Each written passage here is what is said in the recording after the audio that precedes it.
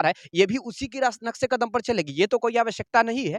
तो क्वेश्चन का जवाब क्वेश्चन नहीं होना चाहिए। क्वेश्चन का जवाब क्वेश्चन नहीं होना चाहिए, ये बात आपने सही कहा। क्वेश्चन का जवाब आंसर से उत्तर मिलना चाहिए। आप क्वेश्चन का जवाब डायरेक्ट क्वेश्चन आप सब देते हैं कि जाके बीजेपी से पूछिए, तो ये नहीं होना चाहिए। और मुझे भी लग रहा है कि ये डाइवर्ट करने के लिए ऐसा आरजेडी लगता है। मैं यही अभी आपको बोलने वाला था कि जो बहाली जो है होने वाली थी, टीचिंग और नॉन टीचिंग जो भी है, उसकी जो बहाली होने वाली थी, इसको डाइवर्ट करने के लिए ये शायद रामचरितमानस और सुंदरकांड पर चले गए होंगे, ये मुझे लग रहा है। और युवाओं को क्या लग रहा है कि शिक्षा मंत्री प्रोफेसर चंद्रशेखर यादव जी के आवास पे मौजूद है, जैसा कि आपको दिख रहा होगा।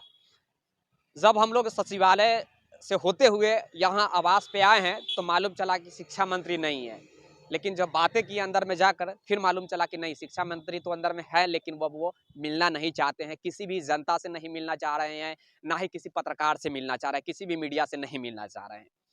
मेरा प्रश्न था शिक्षक बहाली को लेकर। मैं रामचरितमानस और सुंदरकांड के ऊपर बातें करने के लिए नहीं आया था। मैं रिक्वेस्ट भी किया कि किसी भी प्रकार से हमें मिलने दिया जाए, ताकि मैं रोजगार और नौकरी के लेकर जो दावा किए थे कि 23 युवाओं का सरकार होगा, युवाओं के सरकार में जो भी शिक्षा विभाग में 3 लाख 4 लाख जो नौकरियां हैं उस वो मिलने वाली है, इसके ऊपर मैं बात करने के पूरा प्रयास में था, लेकिन अभी तक मुझे नहीं मिले हैं। मेरा पूरा प्रयास अभी भी रहेगा आज दिन भर, चाहे वो ऑफिस में जाए, सचिवालय में, विकास भवन में जाए, हर जगह पे वो जाएंगे, वहां पे मुझे आज मिलना काफी कंपलसरी है। क्योंकि भाई साहब, नौकरी रोजगार को भूलकर रामचरितमानस और सुंदर कांड में बिहार के शिक्षा मंत्री उलझ गए हैं। शायद वो नौकरी भूल गए हैं कि बिहार में नौकरी भी देना एक बड़ी मुद्दा है।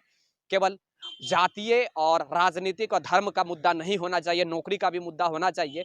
जिस रास्ते पे आरजेडी की सरकार बनी है, जिस बेस पे बिहार की तेजस्वी यादव की सरकार बनी है, उस बेस को ही अब भूलकर सिर्फ जातीय जनगणना और जातीय पर सिमट कर रह गई है और धर्मनिरपेक्ष बनकर रह गई है। तो मैं चाहता हूं कि आप लोग खासकर धर्मनिरपेक्ष ना बने, और हमारे साथ और बहुत सारे पत्रकार हैं, हम उनसे भी बातें करने का प्रयास करेंगे और देखते हैं कि क्या ये लोग बातें करते हैं। लेकिन ये बात आपको कन्फर्म मैं फिर से कह दे रहा हूँ, अभी मिले या ना मिले, शाम को मैं फिर से उनसे जरूर ऑफिस में ही मिलने का प्रयास करूंगा, सचिवालय विकास भवन जो मेल मिला के नहीं चलेंगे और उनकी भाषा को नहीं समझेंगे तो आप जो है आप उससे लड़ाई हो जाएगी, आप उससे मारकाट हो जाएगी। इसलिए उसको समझना पड़ता है, उसको देखना पड़ता है। ढोल गवार शूद्र पशु नारी। शूद्र शूद्र का मतलब यहाँ पर रामचरितमानस ने ये बताया है कि शूद्र जो है एक आपका जो काम करने वाला कर्मचारी होता है, जो आपके अंडर काम करता है। जैसे मान लिया जाए कि इंजीनियर जब काम करता है अपने कंस्ट्रक्शन लाइन में, तो उसके अंदर जो मजदूर होता है उसको देखते रहना पड़ता है, उसके काम धाम को देखते रहना पड़ता है। वहाँ तारना तारना वर्ड का मतलब हम बताते हैं। तारना का मतलब होता है, आप ठेठ भाषा में तारना को समझ सकते हैं कि तारना, यानी कि एक दूसरे को आप तार रहे हैं, एक दूसरे को देख रहे हैं।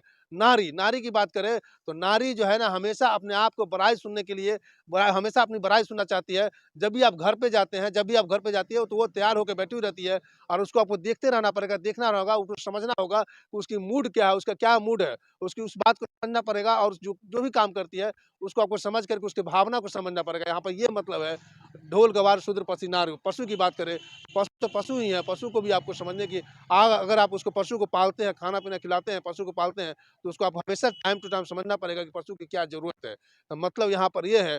लेकिन यहाँ ये कहा जाता है, ताड़ना का मतलब ये निकला जाता है कि ये लोग मार के अधिकारी, ये गलत चीज है। उसी तरह डॉक्टर चंद्रशेखर ने भी जो कहावत कही, जो चौपाई कही, वो चौपाई को गलत अपभ्रंश निकाला है। और अपभ्रंश ऐसा निकाला है कि अभी आजकल मीडिया में बहुत चर्चित है। हालांकि अभी कोई चुनाव का भी समय नहीं है, चुनाव का भी नहीं समय है। ये धर्म का चुनाव, वोट बैंक के लिए, धर्म की वोट बैंक के लिए, धर्म को अपने वोट बैंक को खींचने के लिए इस तरह के बयान दिया। और आज भी एक ट्वीट आया है, उन्होंने ट्वीट में लिखा है कि मुस्लिम धर्म ही ऐसा धर्म है जहां पर इंसान और प्रेम की भाषा सिखाया जाता है। लेकिन आपको मुस्लिम धर्म की बात बता दें, औरंगजेब ही वही थे जो औरंगजेब गुरु गोविंद सिंह के दोनों पुत्र, जो 9 साल और 7 साल का था, उसे दीवार में चुनवा दिया था। तो ईमान और इंसान की और प्रेम की बात कहाँ से आई? मेरे साथ जुड़ रहे हैं एक पत्रकार हैं एनसीपी जनजन के, जिनसे बात करेंगे कि चंद्रशेखर से ये बात बार बार रूबरू होते रहते हैं, क्या हो गया था चंद्रशेखर सिंह को? देखिए, चंद्रशेखर जी के यहाँ जो बिहार के प्रोफेसर चंद्रशेखर यादव जी जो बिहार के शिक्षा मंत्री हैं, एजुकेशन डिपार्टमेंट उनके जिम्मे है, इनसे हम भी मिलने के लिए आए, आप भी मिलने के लिए आए, और सारे मीडिया लोग आए हुए हैं। लेकिन इनके जो भी अधिकारी या फिर कर्मचारी कहे उनके तरफ से कहा जा रहा है कि नहीं है, लेकिन सच्चाई मालूम ये पड़ती है कि अंदर में है, वो घर में बंद है। अब वो मिलने से हम लोग से इनकार कर चुके हैं, पहली बात। दूसरी बात कि इस प्रकार के अभी आपने बोला कि रामचरितमानस हो या फिर सुंदरकांड के ऊपर जो भी टिप्पणी किए, हम विशेषकर इस मुद्दा के ऊपर मिलने के लिए भैया नहीं आए थे। हम आए थे शिक्षक की बहाली। आखिर जो आप बोले थे पिछले 2022 के एंड में, आप बोले थे कि भाई साहब हम जो आने वाले जो 2023 होगा वो युवाओं का सरकार होगा, नौकरी का सरकार होगा, और 3 लाख 4 लाख जो बिहार में टीचिंग और नॉन टीचिंग के जो रिक्तियां हैं वो कब तक फुलफिल अप होगी। अभी भी हम लोग आवाज पे ही हैं। तो इसके ऊपर हम लोग आए थे बात करने के लिए, लेकिन लोग बात करने के लिए तैयार नहीं है भैया। और एक मिनट, कहीं ऐसा तो नहीं कि इन्होंने जानबूझ के स्टेटमेंट देकर के बहाली को वो डाइवर्ट कर लिया अपने आप को? यश मुझे यही लगता है, मैं यही अभी आपको बोलने वाला था कि ये जो बहाली जो है होने वाली थी, टीचिंग और नॉन टीचिंग जो भी है, उसकी जो बहाली होने वाली थी, इसको डाइवर्ट करने के लिए ये शायद रामचरितमानस और सुंदरकांड पर चले गए होंगे, ये मुझे लग रहा है। और युवाओं को क्या लगता है वो खैर वही बताएंगे, लेकिन पूरे बिहार को क्या लगता है वही बताएंगे। लेकिन इससे क्या होगा कि महीना 2 महीना तो अवश्य टल जाएगा रामचरितमानस और सुंदरकांड को लेकर। बच जाएगी, इलेक्शन का वक्त आ जाएगा, 24 में इलेक्शन है, तो हो सकता है कि कहीं 23 के मिड तक इसी प्रकार के खींच के ले जाने की विचार हो, क्योंकि राजनीतिक तो आप जानते हैं बिहार की राजनीति कितनी गंदी होती है। ऐसा तो नहीं कि बीजेपी के राह पर ये भी चल रही है? देखिए वो हिंदू एजेंडा लेके चलते हैं, ये मुस्लिम एजेंडा देखिए लेके देखिए देखिए सर, बीजेपी के राह पर कौन चल रहा है नहीं चल रहा है मैं ये नहीं कह सकता, क्योंकि रोजगार की दावा वो भी किया था। बार बार शिक्षा मंत्री से जब भी मैं मिला हूं तो वो एक ही बात बोले हैं कि बिहार सॉरी बीजेपी वाले से आप 16 करोड़ क्यों नहीं मांगे। अब एक बात बताइए, आप 2 भाई हैं, एक भाई अगर आपकी चोर हो जाता है तो क्या जरूरत है दोनों कि चोर आप भी बनेगा। चोर बन जाएंगे? सही बात। ऐसा तो नहीं है। मैं मानता हूं कि चलिए भैया बीजेपी वाले नहीं दिए, तो मैं हाथ जोड़ के उनसे रिक्वेस्ट भी किया था कि मानता हूं कि बीजेपी वाले नहीं दिए, तो क्या इसका मतलब आरजेडी की जो सरकार महागठबंधन की सरकार है ये भी उसी की नक्शे कदम पर चलेगी? ये तो कोई आवश्यकता नहीं है। तो मतलब क्वेश्चन का जवाब क्वेश्चन नहीं होना चाहिए। क्वेश्चन का जवाब क्वेश्चन नहीं होना चाहिए, ये बात आपने सही कहा। क्वेश्चन का जवाब आंसर से उत्तर मिलना चाहिए। आप क्वेश्चन का जवाब डायरेक्ट क्वेश्चन आप सब देते हैं कि जाके बीजेपी से पूछिए, तो ये नहीं होना चाहिए। और मुझे भी लग रहा है कि ये डाइवर्ट करने के लिए ऐसा आरजेडी कर रही है। और अभी आपने बताया कि शायद ये भी अब जातीय आधार पर चल रहा है, अभी भी बिहार में जातीय जनगणना चल रहा है, तो ये सब अब तो 100% बिहार में जातीय अब तो हो ही गए। पहले तो जाति छुपाना भी पड़ता था, अब ताल ठोक कर कहना होगा कि हम भी लालू के मतलब जाती है, मतलब एक बात बता रहे हैं भैया। तो ये सब नहीं करना चाहिए। बीजेपी उधर हिंदू के लेकर चल रही है भगवा रंग, और इधर ये चल रही है मुसलमान को लेकर हरा रंग। तो हरा और भगवा रंग में बट कर ये आपस में हम लोग को डाइवर्ट करने कर, बिहार के युवाओं को डाइवर्ट कर और सिर्फ वोट लेने का ये सब एक फंडा है। और आज तक बिहार में यही हुआ है। मुझे लग रहा है कि ये नौकरी को बरगलाने के लेकर, युवाओं को बरगलाने के लेकर कुछ हो रहा है।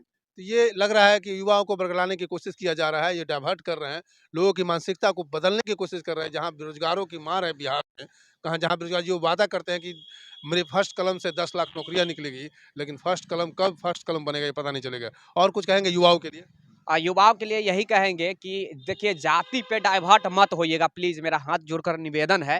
और मैं कभी नहीं बोला हूं कि मैं ये जाति हूं तो मुझे ये जाति ही सपोर्ट करे, ऐसा भी बात नहीं है। जाति के लेकर अगर आप जैसे ही बट गए ना, पढ़ लिख कर अगर आप जाति पे डाइवर्ट हो गए, तो इसका मतलब है कि आप राजनेता के गुलाम बन गए। गुलाम बन गए। गुलाम बन अगर पढ़ लिख करके आप जाति और धर्म के चंगुल में गुलाम फंस बन गए, गए आप राजनेता का। धर्म और जाति के चंगुल में फंस गए, तो इसका मतलब है कि आप पॉलिटिकल दबाव में आ गए, पॉलिटिकल गुलाम राजनीतिक बन गए राजनीति राजनीतिक का। नेताओं के गुलाम बन चुके हैं।